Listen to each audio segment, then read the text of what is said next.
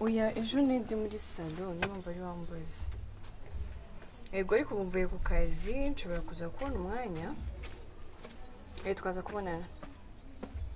Ya. Sawa, nari ngeze mu rugo. Ubwo tuza kuvugana. Nta kibazo igihe cyose. Sawa, ariko ndabanza nduhuke kamera. Okay, sawa.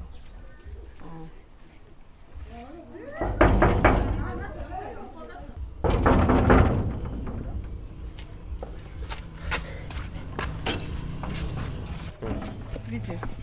Mabuja mwiriwe. Ukagita mabuja sibyo nitwa Deborah. Sinumva ko ingofero yambaye nabi. Nta kibazo. Wiriwe neza ariko. Twiriwe neza nta kibazo. Ahantu se wabonye gute?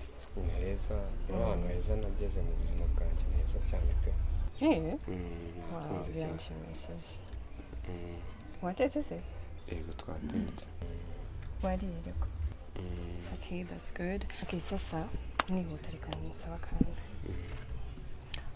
Ko twakwishimiye hano mu rugo. Nakuna waguma. Mwaguma hano tukabana. Hano? Yego. Yewe. Nta kibazo. Nawe urisanga sibyo?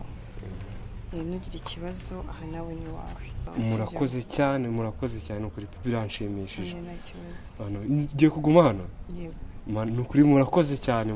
Nanjye biranshimishije. Nukuri pe na bro wawe nabonye ari umwana mwiza nta kibazo. Akurika mubwire. None nimugara turajyana mu mujyi sibyo? Handi. Yego turajyana kwiga hano mu rugo nyine. Ntacyo bimaze. Nta kibazo nukuri. Nta kibazo. Sanga tugenda bitegura. Okay, nta kibazo.